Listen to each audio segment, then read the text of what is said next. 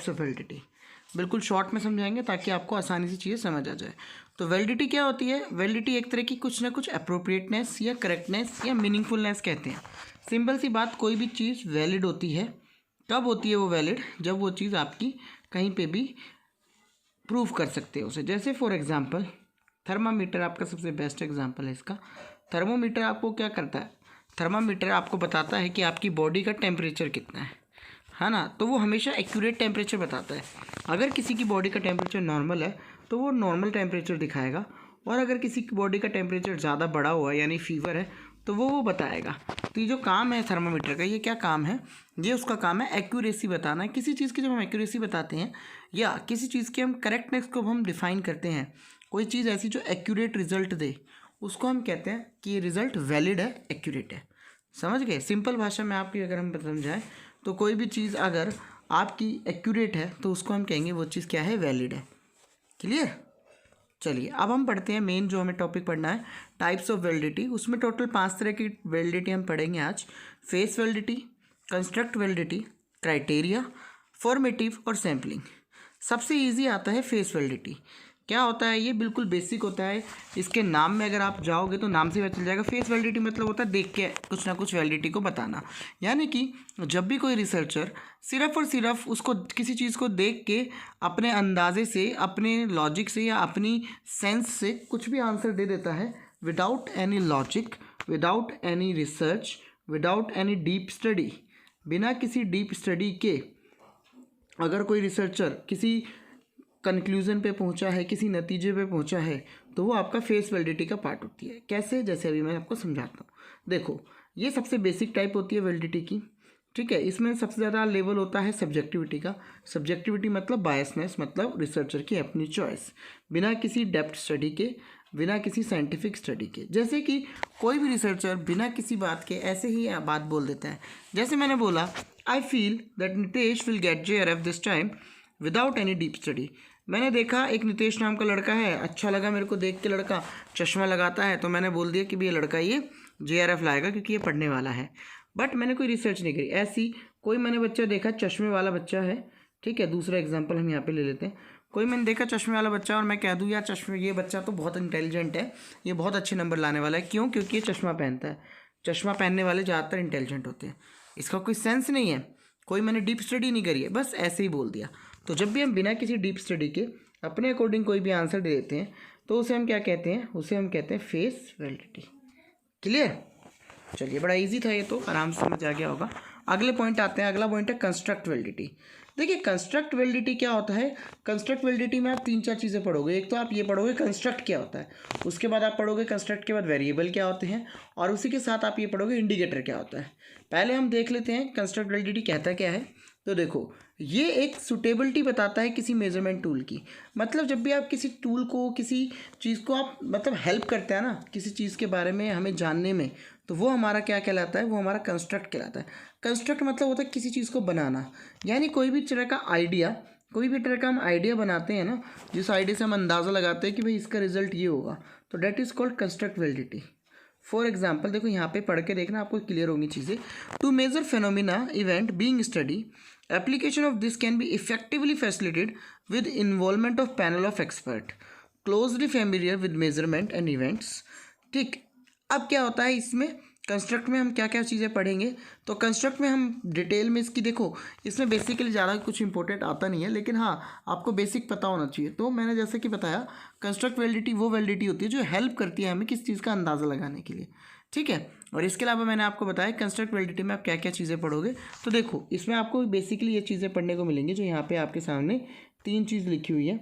ये 3 चीज़ पढ़ने के बाद फिर हम एग्जाम्पल के थ्रू इसको क्लियर करेंगे कि ये होता क्या है। ये one of the important type of validity होती है। चलिए देखते हैं। देखो, किसी भी तरह का एक आइडिया जो होता है वो हमारा कंस्ट्रक्ट कहलाता है। Idea, abstract. एब्स्ट्रैक्ट क्या बताया था मैंने? एक तरह से जब कोई पिक्चर शुरू होती है तो पिक्चर से पहले उसका ट्रेलर आता है। तो किसी चीज़ के बारे में जब हम शॉर्ट में बता देते हैं और उसको एक्सप्लेन कर देते हैं कि इसमें हमें ये देखने को मिलेगा, तो वो एब्स्ट्रैक्ट होता है। तो उसी तरह का कोई आइडिया होता है तो उसे हम क्या कहते हैं? कंस्ट्रक्ट कहते हैं। जैसा कि मैंने बोला था, इसमें आप 3 चीज़ पढ़ोगे, कंस्ट्रक्ट, वेरिएबल और इंडिकेटर। तो उन तीनों में से सबसे पहली चीज़ होगी कंस्ट्रक्ट। क्या हो गया? वो एक तरह का आइडिया जो कि एब्स्ट्रैक्ट आइडिया होता है, यानी कि जो शॉर्ट में बताया होता है पूरी चीज़ के बारे में। When it can be measurable it called variable. और जब हम इस तरह के आइडिया को, इस तरह के कंस्ट्रक्ट को मेज़र कर सकते हैं, हम अंदाज़ा लगा सकते हैं, इसको मेज़र कर सकते हैं आसानी से कि ये कितना है, कैसे है, कोई ना कोई मेज़रमेंट टूल का यूज़ करके, तो ये क्या बन जाता है, ये वेरिएबल बन जाता है।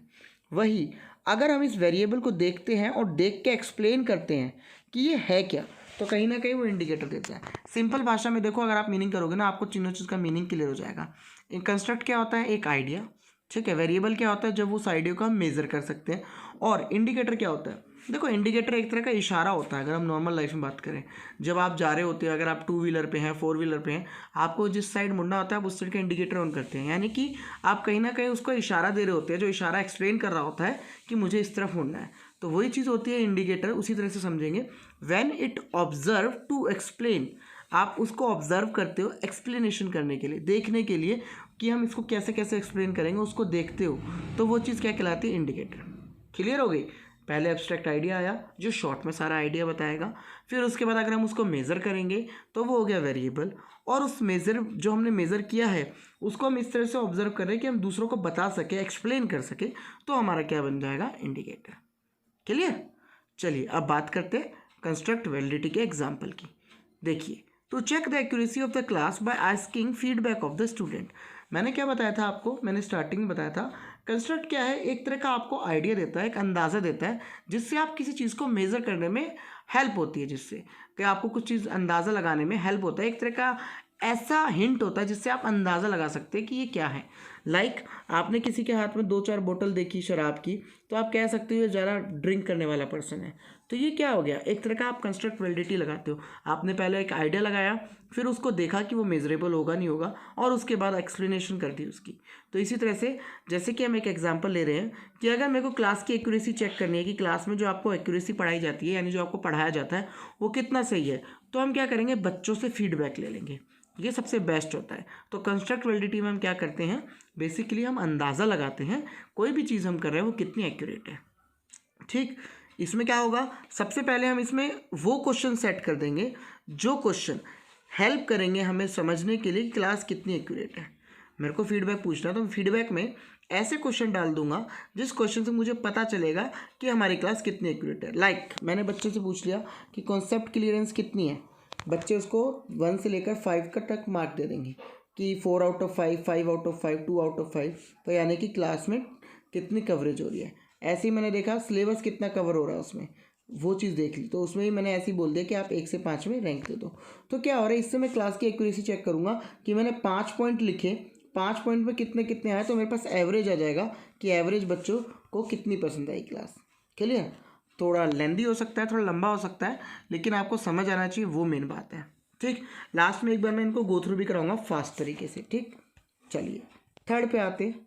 अगला जो हमारा है वो है क्राइटेरिया रेटिंग। क्राइटेरिया, देखो क्राइटेरिया रेटिंग रिलेटेड जो होता है, क्राइटेरिया रेटेड वैलिडिटी एक तरह की कैसी वैलिडिटी होती है, इसमें हम कोरिलेशन चेक करते हैं। कोरिलेशन समझते हैं, जब दो चीज़ों का आपस में रिलेशन चेक किया जाता है तो वो कोरिलेट कितनी करती है वो चेक करते हैं, उसी को हम क्राइटेरिया कहते हैं। कैसे, मैं आपको समझाता हूँ, यहाँ पे पढ़िए, देखिए। The result of assessment with another criteria of statement.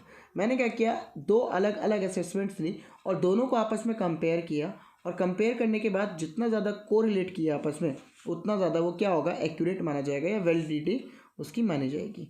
जैसे एग्जाम्पल के साथ हमने क्या किया, यूजीसी नेट के एक्सपर्ट को बिठा दिया और उनसे पूछा, जी आप बताओ कि एक्सपर्ट ग्रुप आप बताइए कि यूजीसी नेट पर सबसे इंपॉर्टेंट टॉपिक कौन से हैं।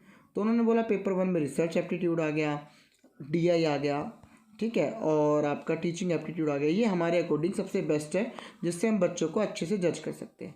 तो ये जो एक्सपर्ट होते हैं, इन एक्सपर्ट्स को हम कह देते हैं फोकस ग्रुप। ये अपना फोकस बताते हैं कि हमारे अकॉर्डिंग ये टॉपिक जो है ये सबसे इंपॉर्टेंट है। फिर अगला स्टेप हम क्या करते हैं, फिर हम वही क्वेश्चन, वही चीज़ हम बच्चों से पूछते हैं जो उसकी तैयारी कर रहे होते हैं। सेम क्वेश्चन उन लोगों से पूछते हैं जो तैयारी कर रहे होते हैं काफ़ी टाइम से उस एग्ज़ाम की। अब मान लो मैंने तुम लोगों से पूछा, आप लोगों से पूछा, आपने बताया सर हमारे अकॉर्डिंग ना अगर आप बात करेंगे तो हायर एजुकेशन एक इम्पोर्टेंट टॉपिक है। कोई बोला सर मेरे अकॉर्डिंग डीआई सबसे इम्पोर्टेंट टॉपिक है। कोई बोला सर हमें पीएचडी में रिसर्च काम आती है, तो रिसर्च काफ़ी इम्पोर्टेंट टॉपिक है। और कोई बोला सर हमें आगे पढ़ाना है तो हमारे लिए टीचिंग काफ़ी इंपॉर्टेंट है। अब मैंने क्या किया, देखो यहाँ पे मैंने दोनों चीज़ चेक करी। पहले मैंने एक्सपर्ट ग्रुप की मानी, ठीक है। एक्सपर्ट ग्रुप ने देखा क्या क्या बात कही थी, उन्होंने कही थी DI, टीचिंग और रिसर्च। फिर सेम क्वेश्चन मैंने यहाँ आप लोगों से पूछा, तो आप लोगों ने बताया क्या, आप लोगों ने बोला रिसर्च, ठीक है, आपने बताया रिसर्च, DI, टीचिंग एप्टीट्यूड और हायर एजुकेशन। अब देखो ये जो तीन है, ये तीन दोनों में कॉमन हो गए, जो एक्सपर्ट कह रहे थे उसमें भी और जो आप कह रहे थे उसमें भी। हमने दोनों का कोरिलेशन चेक किया, जितना ज़्यादा आपके कोरिलेशन मिलेगा, जितना ज़्यादा आपके थिंकिंग एक दूसरे से मिलेगी, यानी कि जो तैयारी कर रहे हैं उनका और जो एक्सपर्ट है कहते हैं उनका, जो टॉपिक सबसे कॉमन हो जाएंगे वो हम कह देंगे ये हमारे क्राइटेरिया रेट वैलिडिटी है, यानी ये टॉपिक सबसे इंपॉर्टेंट टॉपिक है, ये हमारा वैलिडिटी को बताते हैं कि ये जो टॉपिक है ये काफ़ी इंपॉर्टेंट टॉपिक है, इसलिए इसको कहते हैं क्राइटेरिया रिलेटेड वैलिडिटी। जहाँ पे हम सिंपल सी भाषा में एक्सपर्ट ग्रुप बनाते हैं, एक्सपर्ट ग्रुप से कुछ बातें पूछते हैं, सेम बातें जो उसकी तैयारी कर रहे हैं उनसे पूछते हैं, फिर दोनों को कंपेयर करेंगे और जितना ज़्यादा दोनों में कोरिलेशन निकलेगा यानी उतना ज़्यादा इंपॉर्टेंट ये टॉपिक हो जाएगा। क्लियर? चलिए अगला है हमारा फॉर्मेटिव और सैम्पलिंग। देखिए फॉर्मेटिव और सैम्पलिंग की जब हम बात करते हैं तो दोनों में एक छोटा सा फ़र्क होता है।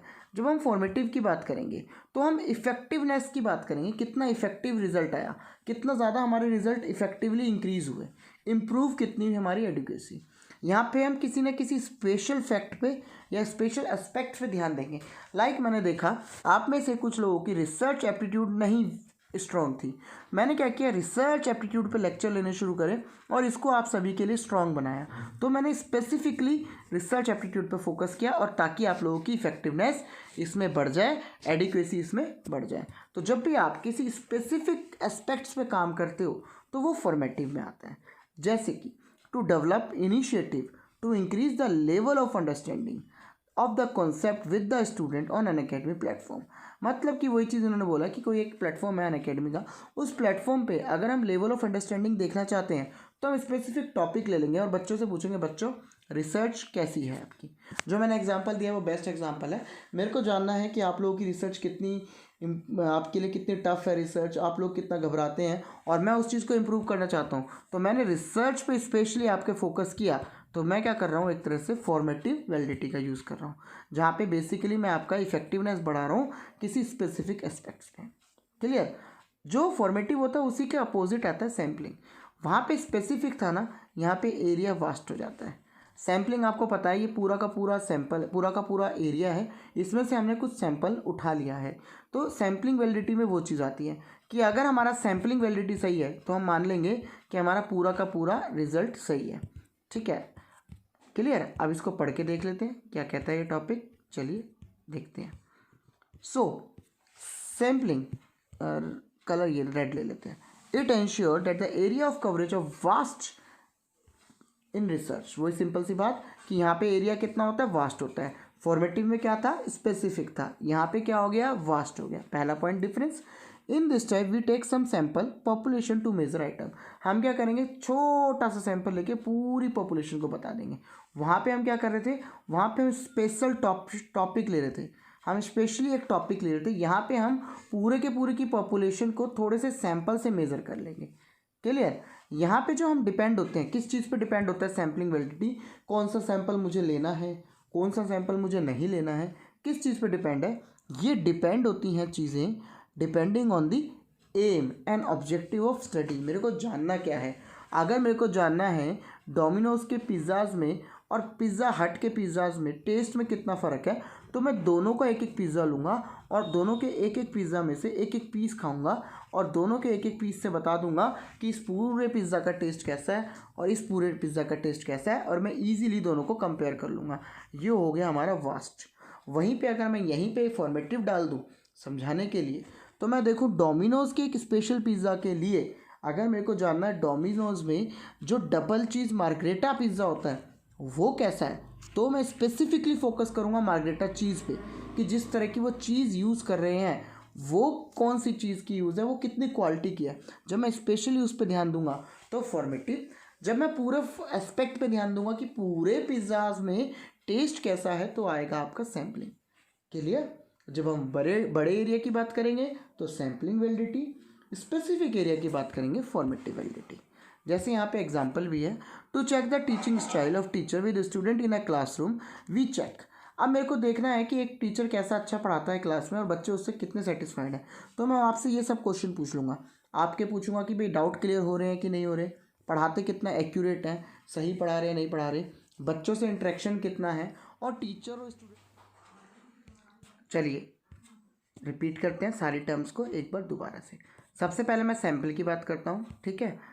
सैम्पलिंग में मैंने क्या बोला आपको, सैम्पल में हमें जब होल पॉपुलेशन के बारे में देखना है तो मैं क्या करूँगा, उस पॉपुलेशन में से कुछ स्पेसिफिक सैम्पल ले लूँगा और उससे बता दूँगा कि ये पूरी की पूरी जो हमारी पॉपुलेशन है कितनी एक्यूरेट है, कितनी सही रिजल्ट दे रही है। ये हो गया सैम्पलिंग वाला, यानी कि एरिया जो होता है, एरिया इसमें हमने बोला क्या हो जाता है, एरिया आपका वास्ट हो जाता है। फिर मैंने बोला आपका सैम्पलिंग से पहले फॉर्मेटिव, अब हम उल्टा चल रहे हैं ताकि आपको फटाफट याद आती जाए चीज़ें। तो फॉर्मेटिव में क्या था, लेवल ऑफ इफेक्टिवनेस, और फॉर्मेटिव में क्या आएगा, फॉर्मेटिव में देखिए लेवल ऑफ इफेक्टिवनेस की बात करेंगे हम, लेवल ऑफ इफेक्टिवनेस के साथ साथ स्पेसिफिक एस्पेक्ट्स की बात करेंगे। सैम्पलिंग में हमने क्या किया था, डिटेल में पढ़ा था, पूरी वास्ट पॉपुलेशन को देखा था। यहाँ पे हम स्पेसिफिकली पॉपुलेशन देखते हैं, स्पेसिफिकली चीज़ों को चेक करते हैं लेवल ऑफ इफेक्टिवनेस के लिए। क्लियर, वहाँ पे वास्ट एरिया, यहाँ पे स्मॉल एरिया। स्पेशल यानी सिर्फ और सिर्फ रिसर्च एप्टीट्यूड स्ट्रॉन्ग करना है, वो हो गया एक तरह से। क्राइटेरिया, क्राइटेरिया में मैंने क्या बताया आपको, क्राइटेरिया में मैंने आपको बताया हम क्या करते हैं, एक्सपर्ट के पैनल से कुछ सवाल पूछते हैं और वही चीज़ हम जो लोग तैयार कर रहे होते हैं उनसे पूछते हैं। जो ये एक्सपर्ट होते हैं इसको हम कहते हैं फोकस ग्रुप। फिर हम इन दोनों को कंपेयर करते हैं, इन दोनों की बातों में जितना ज़्यादा कॉमन रहेंगी चीज़ें उतना ज़्यादा हमारा कोरिलेशन होगा, और जितना ज़्यादा कोरिलेशन होगा उतना ही हमारा क्राइटेरिया रिलेटेड वैलिडिटी होगी। क्लियर, चलिए अगला कंस्ट्रक्ट। कंस्ट्रक्ट में हम क्या करते हैं, जैसे कि मैंने आपको बताया, कंस्ट्रक्ट एक तरह से हेल्प करता है किसी टूल को मेज़र करने के लिए। यानी कि हम क्या करते हैं, हम एक अंदाज़ा लगा सकते हैं कि ये चीज़ अगर इस तरफ जा रही है तो ये आगे जाके हमें कैसा रिजल्ट देगी। सूट करता है किसी चीज़ को मेज़र करने के लिए, हेल्प करने के लिए। मुझे देखना है आप लोग किस तरह से पढ़ रहे हैं, आप लोगों को कितना समझ आ रहा है, तो मैं आपसे कहूँगा अपने अपने फीडबैक बताइए, आप लोगों को कैसी लग रही है क्लास। तो इससे क्या होगा, मैं कहीं ना कहीं उससे अंदाज़ा लगा पाऊँगा कि आपकी क्लास आपको कितनी पसंद है और आपको कितना मज़ा आता है इस क्लास में। तो ये होता है कंस्ट्रक्ट वैलिडिटी, जिसमें हम अंदाज़ा लगाते हैं किसी न किसी चीज़ के बेस पे। क्लियर, फेस वैलिडिटी सबसे ईजी था, इसमें जो रिसर्चर होता है वो अपने अकॉर्डिंग चॉइस करता है बिना किसी इन डेप्थ स्टडी। इस तरह से हमारी सारी टाइप्स ऑफ वैलिडिटी ख़त्म हो गई है। अगर आपको हमारा वीडियो पसंद आया तो हमारे चैनल को सब्सक्राइब करें और बेल आइकन दबाएं ताकि आपको आने वाली नोटिफिकेशन मिलती रहे। साथ ही साथ अपने दोस्तों में शेयर करें और ज़्यादा से ज़्यादा लोगों को इस वीडियो के बारे में बताएं। शुक्रिया, धन्यवाद, जल्द मिलेंगे दोबारा।